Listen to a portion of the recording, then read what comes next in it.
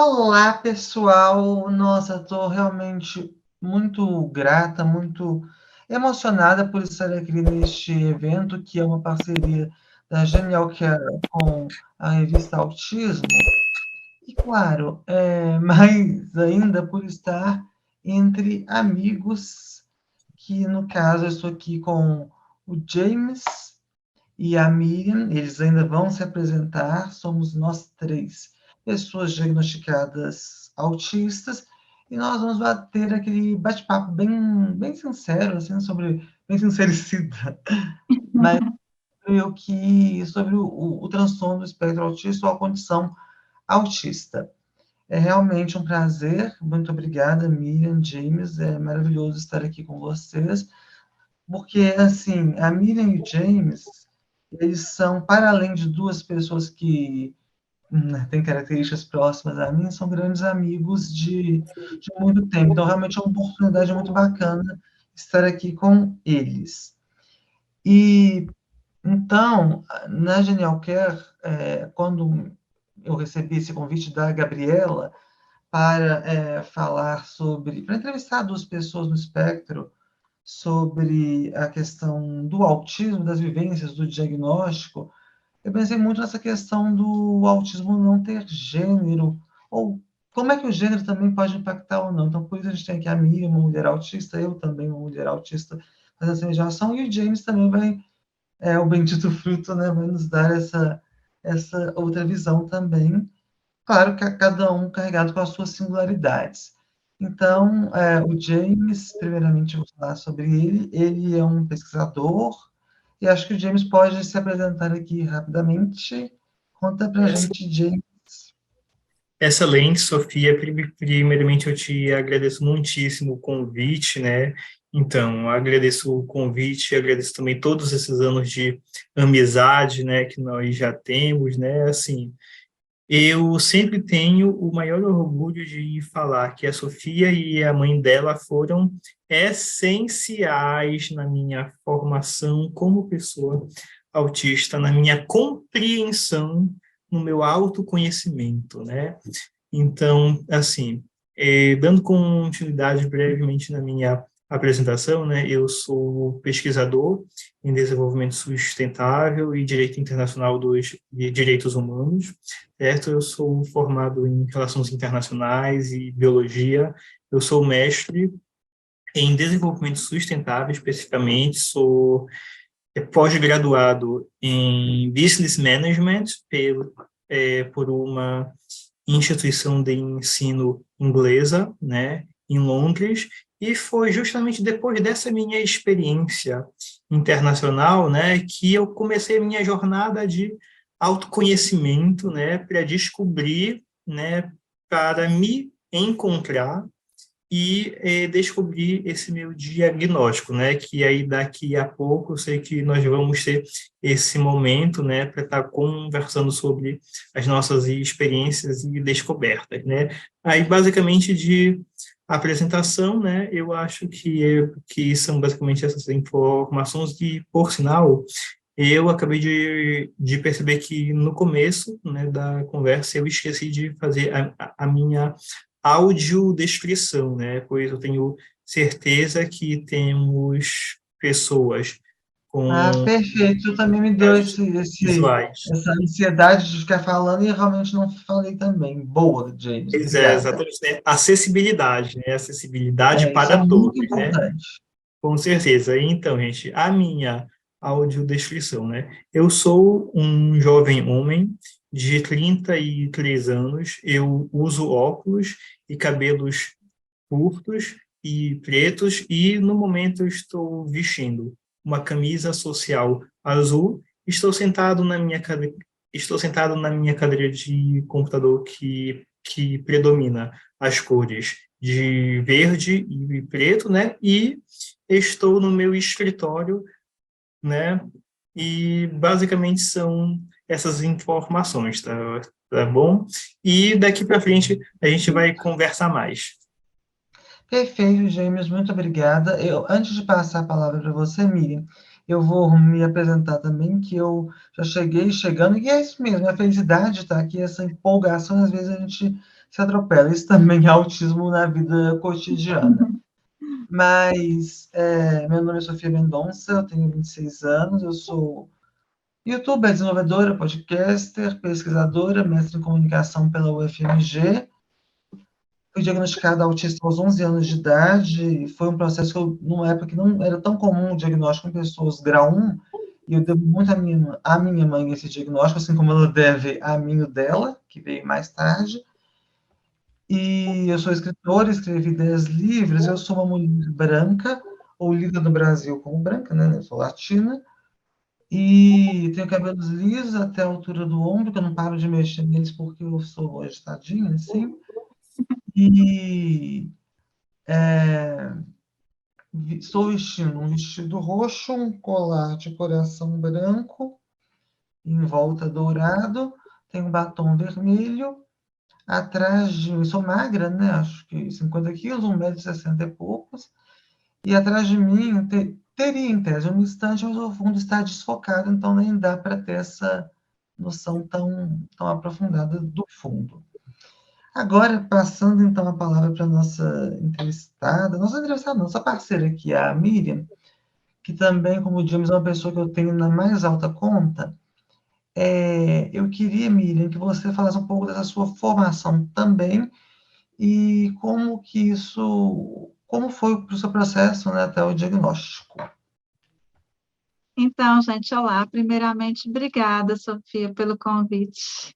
Tenho um carinho imenso por você, já nos conhecemos há alguns anos, e assim como o James, você e sua mãe também foram super importantes no meu processo diagnóstico.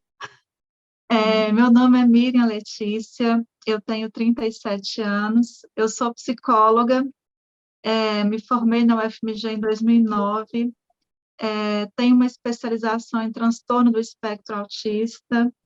Hoje eu atuo também como servidora pública na Câmara Municipal de Belo Horizonte e faço hoje uma pós-graduação em terapia cognitivo-comportamental e outra pós-graduação, hoje eu estou fazendo 2 pós, em filosofia com ênfase em ética e cidadania. Isso de 2 pós é a cara de autista, Miriam. A gente não para, né? A gente tem um espírito realmente... Desculpa te Não, cortar, mas eu estou fazendo um curso de música incrível. também, porque eu gosto muito de artes, enfim, eu estou, né, estou aí, nessas várias áreas de interesse. E fazendo a minha audiodescrição, eu sou uma mulher de pele clara, com cabelos cacheados da cor castanho escura, até a altura do tórax, mais compridos. Eu visto uma blusa azul petróleo, sem mangas, tenho uma tatuagem do meu lado esquerdo do ombro, de flor. Uso um brinco prateado e atrás de mim tem uma parede branca com alguns quadros, 2 aquarelas pintadas por mim e um quadro de um objeto de madeira em formato triangular com uma planta.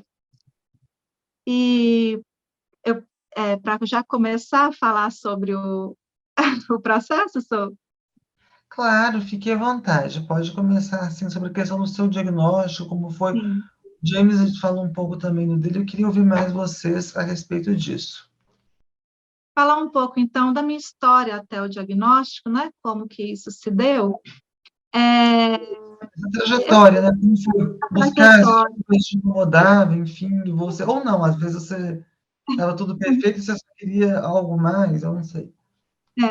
Você até conhece um pouco da história, né? Então, eu vou contar aqui para todos e todas que E todos também. E todos, com Todas, certeza.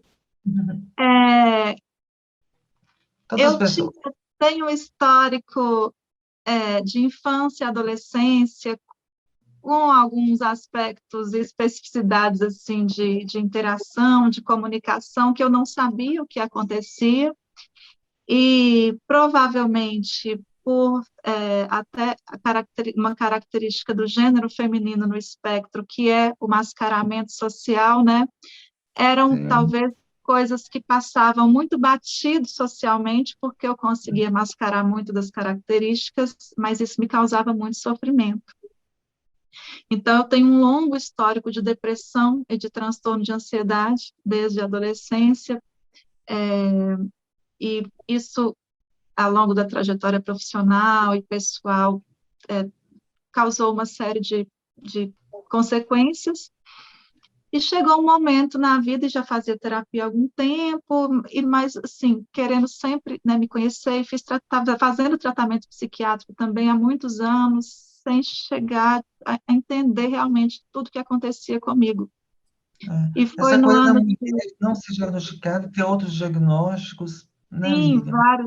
eram vários diagnósticos, e, assim, na verdade, os diagnósticos das condições coexistentes aconteceram, né, que foram a depressão e Sim. o transtorno, o crise de pânico que eu tinha, né, síndrome de pânico, transtorno de ansiedade, mas o de onde vinha tudo isso, isso demorou a ser entendido, né?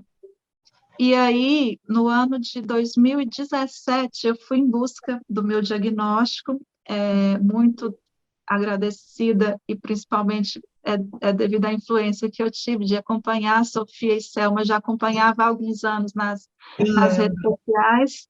Eu Na lembro de verdade, você em dando livro para minha 2014, isso mãe. começou a fazer parte do meu questionamento, quando eu comecei a me autoconhecer mais, em 2014, fui muito em busca desse tipo de conhecimento e informação, me deparei com essa informação, no início não queria aceitar, no início, foi difícil, assim, mas chegou uma hora que eu falei, bom, eu preciso saber, eu preciso entender realmente, e aí, acompanhando vocês, isso foi super importante mesmo, e foi logo depois também do diagnóstico da Selma, né?